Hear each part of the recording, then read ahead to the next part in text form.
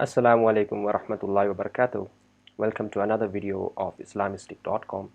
I'm your brother Anwar Ali, and today we are about to continue the same video that we made last time. And the topic was learning basic Islamic terms or Arabic terms that are frequently used on Islamic resources.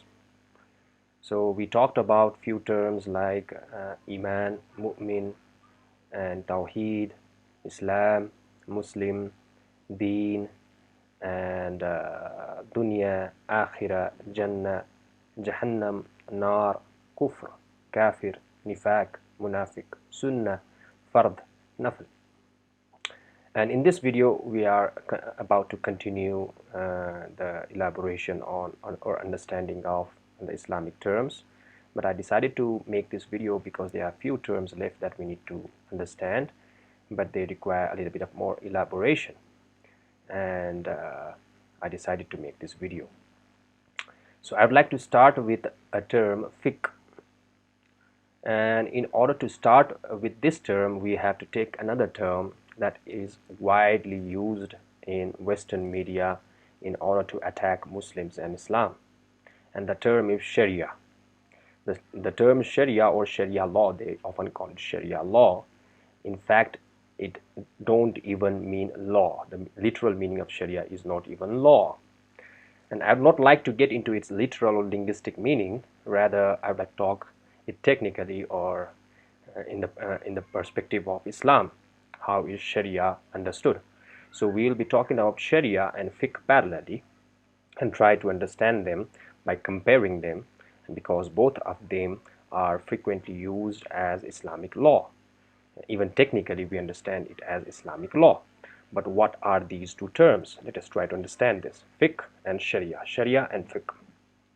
So basically in Islam we have two main sources. The first source is Quran. Always, for any of the scholars to derive any law or to derive any judgment, they should base upon Quran in the first hand. And if the ruling is has some supportive evidence, then the second source, we call it Hadith or Sunnah, which we have already talked about. Sunnah means the teachings of Prophet Muhammad sallallahu alaihi wasallam, the orders and the practice or the habits or sayings of Prophet Muhammad sallallahu alaihi wasallam is known as Sunnah or Hadith. So Quran and Hadith are the two main sources of Islam, because these are the revealed law, the laws that are revealed from Allah. So the main source, Quran, is a direct speech of Allah, but Hadith or Sunnah are the revealed law in the form of the words of Prophet Muhammad sallallahu alaihi wasallam. So Quran is the word of Allah, and Hadith is the revelation from Allah, but in the words of Prophet Muhammad sallallahu alaihi wasallam. So these are two revelations from Allah to Prophet Muhammad sallallahu alaihi wasallam. So these are revealed law, and that is what Sharia is all about. Sharia means revealed law.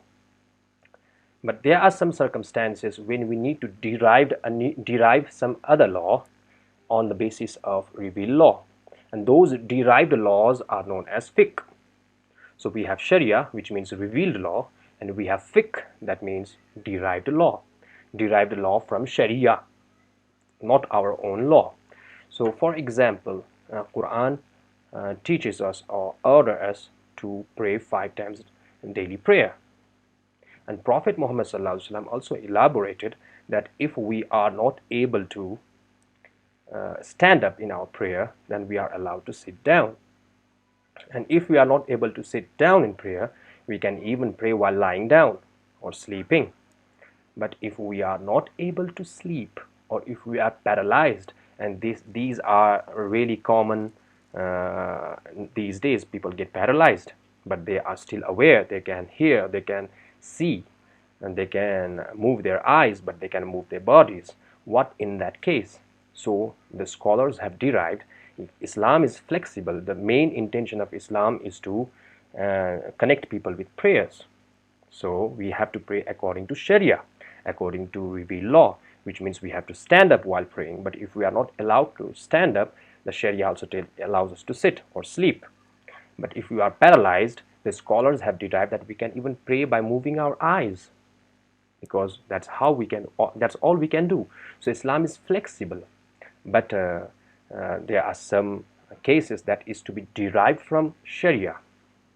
So those derived laws, those permissions, or those conclusions that we derive by basing our opinion upon Sharia is known as fiqh. So fiqh is derived law, and Sharia is the main source or revealed law upon which fiqh is based upon. So after understanding the basic meaning of Sharia and fiqh, we should also know some of the differences. Since Sharia is revealed law, it can never change. This is the first thing that we need to understand. We can never change Sharia. We can never change Sharia. The Sharia is a revealed law, and hence it cannot be changed. But fiqh is derived law, and it may change as per circumstances. There are people who often get offended, or they often blame the scholars of Islam that before 5 years they came into conclusions about these points, but now they are changing their mind. But this is not how actually it goes. In Islam, we have fiqh that might change as per circumstances, as per time, as per place. So there might be some rulings that might not be applicable at cold places, that which is applicable at hot places. That which is applicable at desert might not be applicable on the top of the hills. So there might be some circumstances upon which we should provide the rulings. We should derive some rulings and provide them to the people. So for example, during the time like say in the afternoon prayer, we pray our Dhuhr Salah, and we often replace our Dhuhr Salah with the Salatul Jummah, or the Friday prayers, and on Fridays, which is only 2 units of prayer at Friday during Fridays, but on the other days we pray 4 units of prayer. So this is Sharia. So Allah has commanded, or Prophet Muhammad had taught us how to offer Jummah prayer. So this is Sharia. But Jummah has some rules, like on what circumstances and how do we pray Jummah.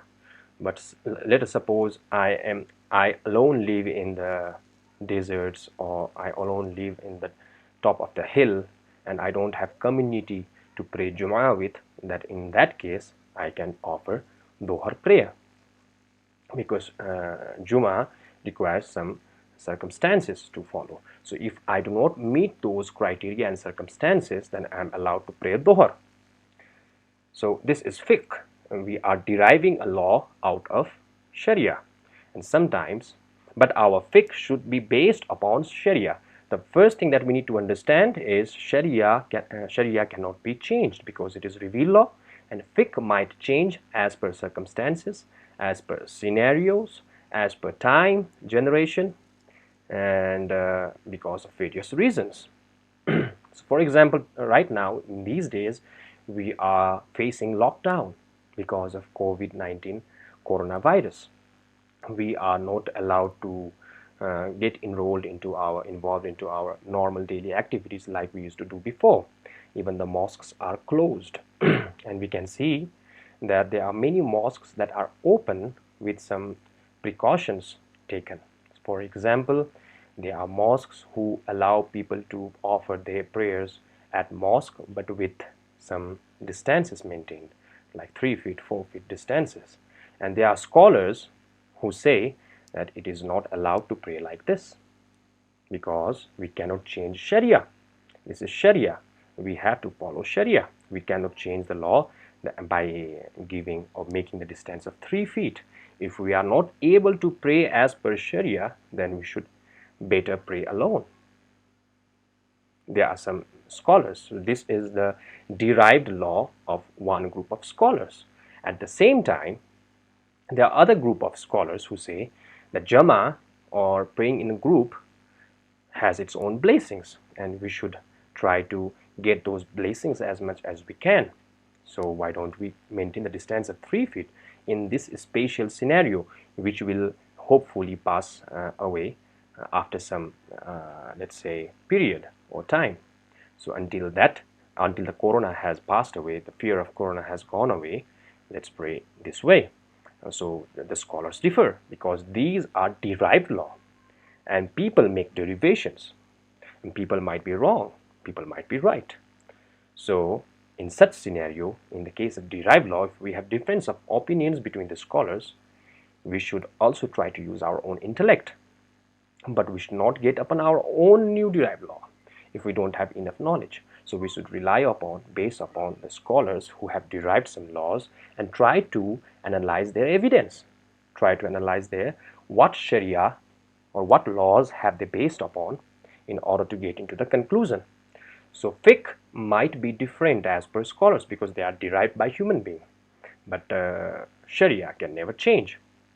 So this is where the term fatwa comes. So fatwa are the derived laws that the scholars propose because of some circumstances, because of some events. There are fatwa that are released by the scholars of Islam, and that fatwa is based upon fiqh, derived law.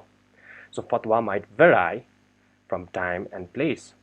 For example, there are some places or there are some group of Muslims who don't consider or don't prefer to eat the meat of buffalo.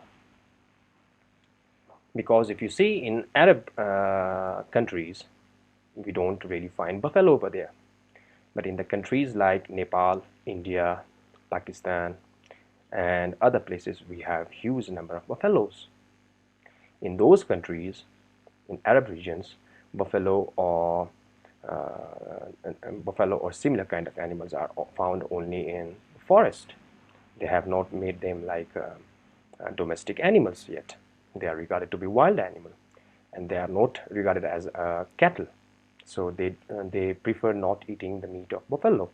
But in case of India, Pakistan, and China, and let's say Nepal, we see that the meat of buffalo is regarded to be halal, and the scholars, they have concluded that buffalo is a cattle or domestic animal or cattle that are grazed just like the cows and sheep and goats.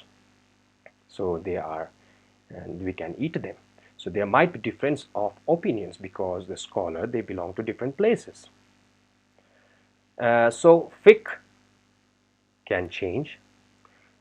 Fiqh can have difference of opinion, but there cannot be difference of opinion in Sharia. So this is what we need to understand. Sharia is revealed law and fiqh is derived law. Sharia can never change. Fiqh can change as per scenario, time, and circumstances. Sharia is based upon two sources. The two sources itself is called Sharia, the Quran and Hadith, which means the word of Allah as in the form of Quran, and word of Prophet Muhammad sallallahu alaihi wasallam, which was actually revealed to Prophet Muhammad sallallahu alaihi wasallam, inspired to Prophet Muhammad sallallahu alaihi wasallam, but it is in his own word. So it is known as Hadith. So Quran and Hadith itself is Sharia, and those laws that are derived from these laws that are found inside Quran and Hadith are known as fiqh, and that is known as derived law, derived from Sharia.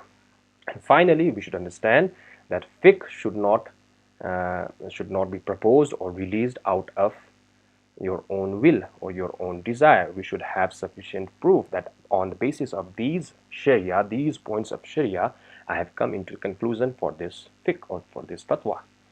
So our fiqh must strictly be based upon Sharia. So I hope the fiqh and Sharia is now clear. So there are more to be talked on these two topics, and maybe we can have a series of lectures on fiqh, like how did we get into fiqh, how did it evolve, or what kinds of fiqh did Sahaba derive from Sharia when they were far away from Prophet Muhammad sallallahu alaihi wasallam, while they were on journey. There are some cases when Sahaba had to derive, or the companions of Prophet had to derive fiqh out of the sayings and out of the Quran of Prophet Muhammad sallallahu alaihi wasallam. We will be discussing about how did it evolve and were there any pros and cons of fiqh, and what is the better approach, good approach of understanding fiqh, who were the greatest scholars who helped the Islamic community, Islamic society by proposing their derivations, by proposing their fiqh. And famously we have been introduced with four of the great scholars: Imam Abu Hanifa, Imam Ahmad ibn Hanbal, Imam Malik, and Imam Shafi. So these were the four great scholars whose fiqh we study till date, and they have lots of students who have modified their fiqh and also has been striving to deliver mankind the best they can. So we respect them and we should follow them. But there were other imam as well who taught us about the Islamic fiqh and Islamic Sharia, but their student could not take their message to the Islamic society because of the limited number of students, because of the places they belong to. But there were other great scholars like Imam Layth, and even Imam Shafi had commented on Imam Layth that he was a great scholar and he was one of the best scholar that he had ever met. So there were other scholars, but during that time, but they could not get popular, unfortunately. But we have lots of Islamic resources. That's why we call it a resource. The source of Islam is Quran and Hadith, but we have various resources, derived books, and that we call as books of fiqh. So I think this is enough for Sharia and fiqh, but I hope that we will be making more videos on fiqh to understand it in better, and what are the criteria of fiqh, how are fiqh supposed to be derived, and what were the methodologies of various imam and various scholars. So we will talk about those on our coming videos, but let us conclude Sharia and fiqh over here. Besides that, we've been using the term hadith. So let us understand a little bit more about hadith, like how were hadith collected, how or what are the criteria of regarding hadith to be authentic and non-authentic or weak. So let's talk about that. So hadith are the recorded texts of the sayings and actions of Prophet Muhammad Sallallahu Alaihi Wasallam.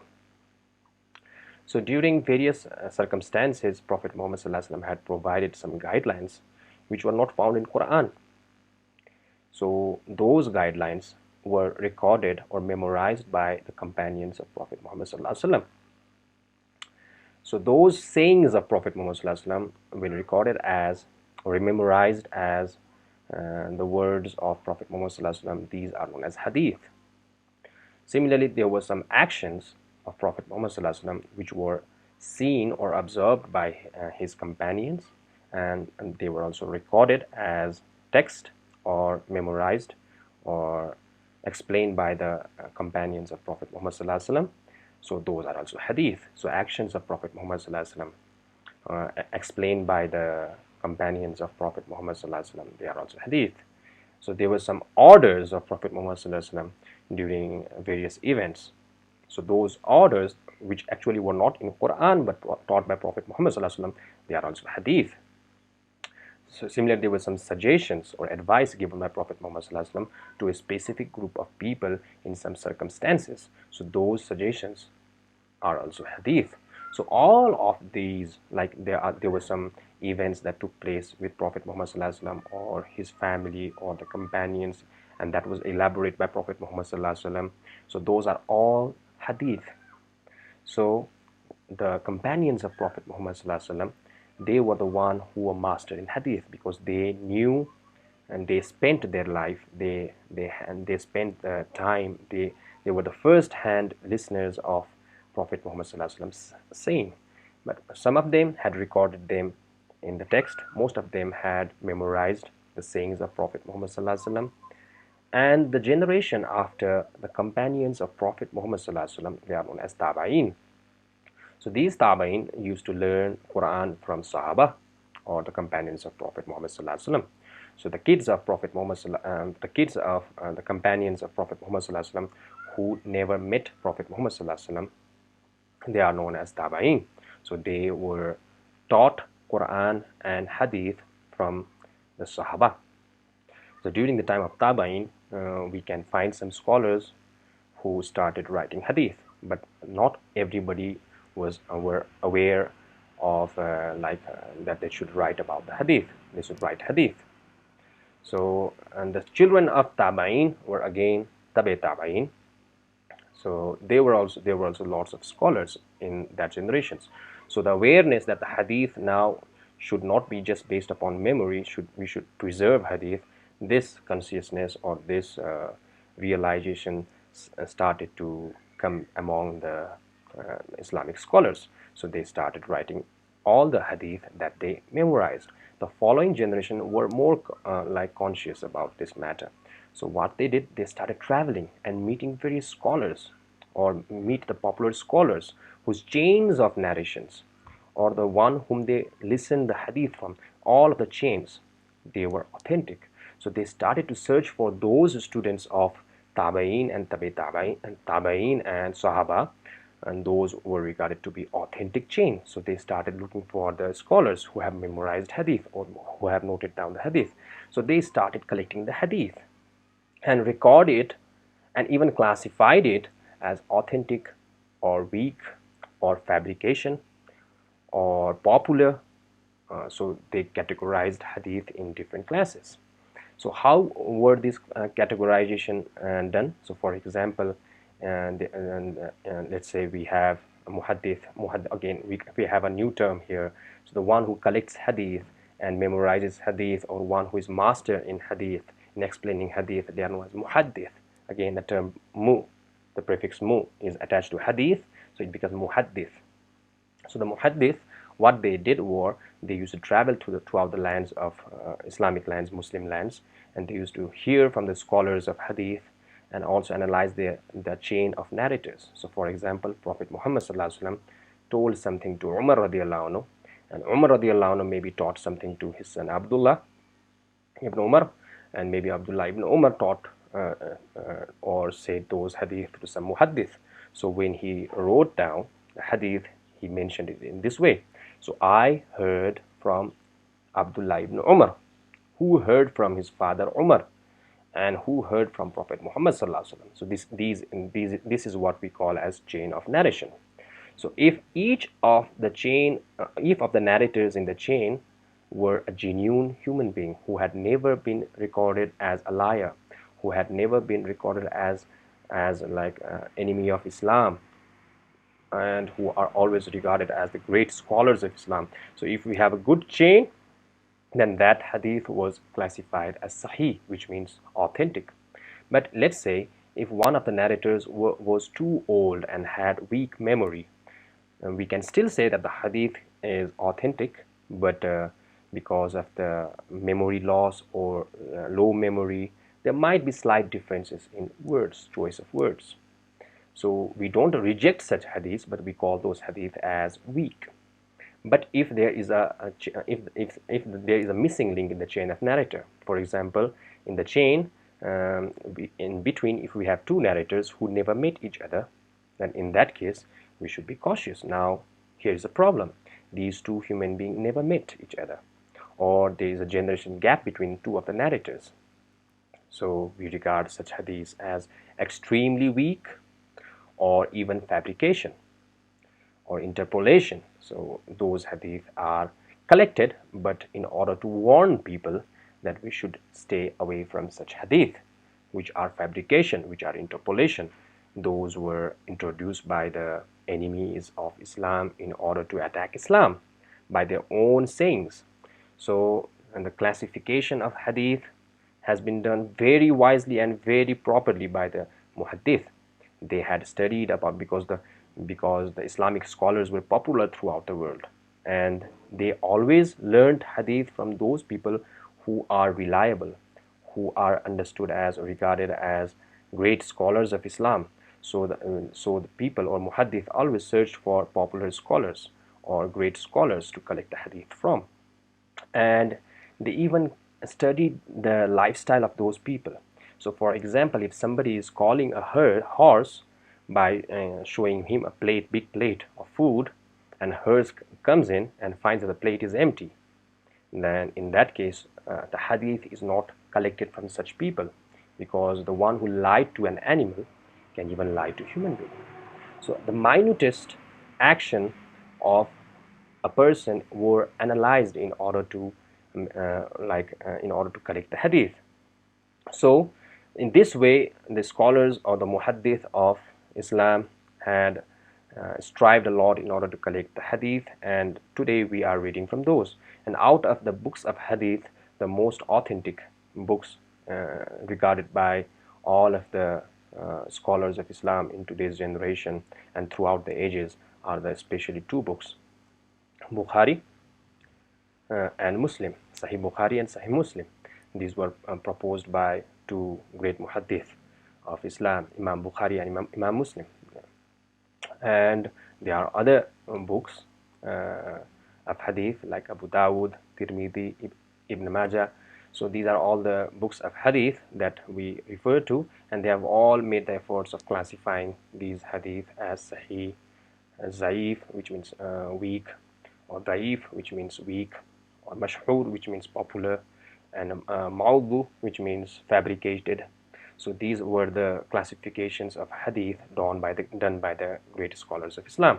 So in today's context, since we have access to all of the hadith, now we can analyze each and every hadith. So there are also efforts done by today's modern muhaddith by collecting sahih hadith or authentic hadith from all of these collections and putting it together and presenting it to us.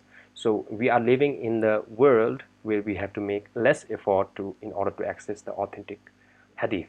So this was all about hadith, and muhaddith is the one who collected these hadith, or who were the scholars of hadith who describe about the hadith. So they were muhaddith, or they are also called as Shaykhul Hadith, the teacher of hadith, or muhaddith, the one who collected hadith. So we talked about Sharia, we talked about fiqh, we talked about hadith. Now there is another term that we need to know, which is known as seerah or sirat. So we must have heard about, most of us have already memorized the first chapter of Quran in Arabic. In that chapter we have a verse in Surah Fatiha, in the first chapter of Quran, we have a verse, Ihdinas siratal mustaqim. So here is the word sirat. Here is the word sirat. And this word sirat is actually translated as the way or the path. Show us the straight path. Ihdinas siratal mustaqim. The siratal mustaqim means the straight path. So sirat here means way or path. So technically when you are talking about sirat or sirah, we are talking about the way or the path of Prophet Muhammad sallallahu alaihi wasallam. But sirah, so that's why we refer sirah as biography or the lifestyle of some person. So while talking about sirah, generally we are talking about Prophet Muhammad sallallahu alaihi wasallam, but the lifestyle of Abu Bakr Siddiq can also be the sirat of Abu Bakr Siddiq. Sirat is like a path or way. So sirah of Abu Bakr could be the sirah or sirah of Abu Bakr, the path of lifestyle of Abu Bakr. Sirah of Umar could be the lifestyle or the biography of Umar. But whenever we just say sirah and we learn the topic sirah, we are especially talking about the lifestyle of Prophet Muhammad sallallahu alaihi wasallam.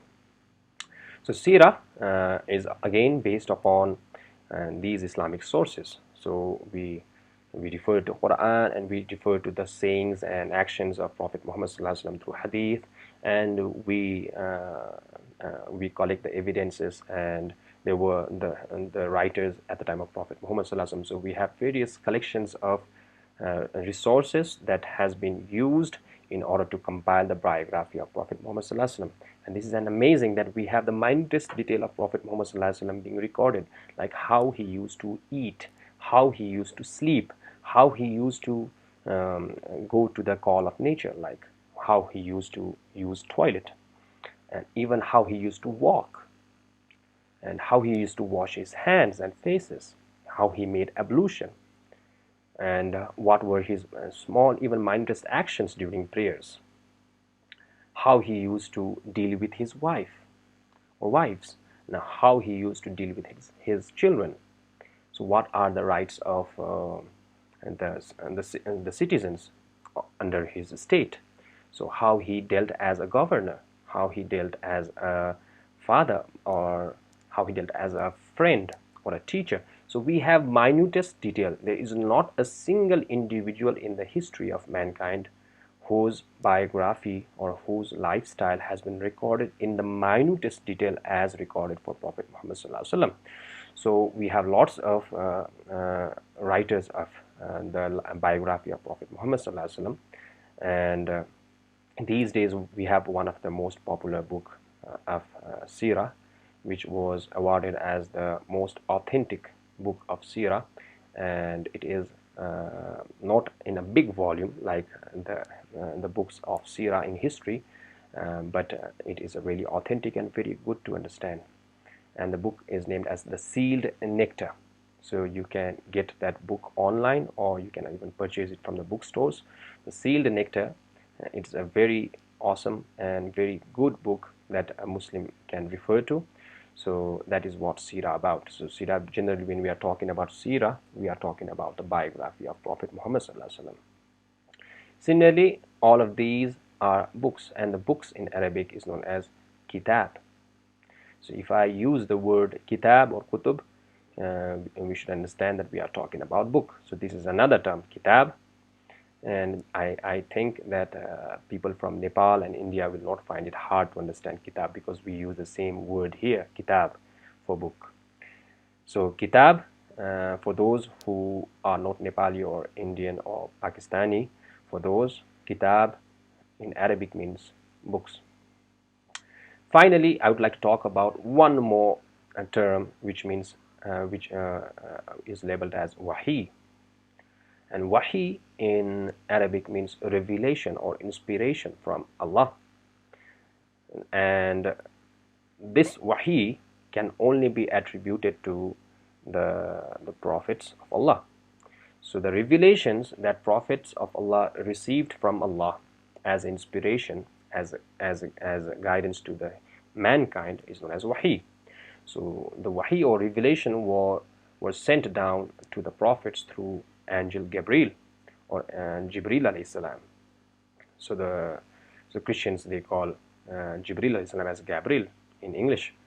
So we are talking about the same angel Jibril alayhi salam, who took the revelation, who brought the revelations of books from Allah to the prophets. So that is wahi. So if somebody claims that I am receiving wahi from Allah, then in these days, then that cannot be true, because wahi is for the prophets, and prophets received wahi from the angel Jibril alayhi salam. But there were also other forms of wahi, like through dreams or through direct communication with Allah. For example, in some circumstances, Moses talked to Allah. He heard the voice of Allah and he received the revelations. Similarly, Ibrahim alayhi salam, he got the inspirations and revelations through dreams many of the times. And even Prophet Muhammad sallallahu alaihi wasallam, in fact, Suratul Falaq and Suratul Nas was revealed as a dream to Prophet Muhammad sallallahu alaihi wasallam. So, so revelation are generally brought by angels, or angel Jibril or Jibril alayhi salam to the prophets, but there could also be other forms of revelation. So this is what wahi is about. So today we dealt with few terms like sharia, which means revealed law; fiqh, which means derived law; hadith, which means the sayings and collections of all of the actions and sayings and advice of Prophet Muhammad sallallahu alaihi wasallam. Muhaddith are the scholars of hadith or writers of hadith. Sirah means the lifestyle or biography. Kitab means book. Wahi means revelation. So these are some of the basic terms that we dealt with today. And I would like to apologize for the video quality today, because we are having a dark day today, a rainy day. So I have some lack of light sources.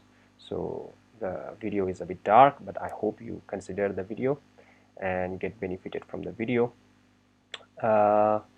So we might get into some other new words which I'll be covering in the video itself, but these were the frequently used terms, especially Arabic terms that are frequently used in Islamic resources, and I hope you benefited from the video. I'll see you guys in the next video with a new topic. Till then, have a nice time, have a blessed time. Assalamu alaikum wa rahmatullahi wa barakatuh.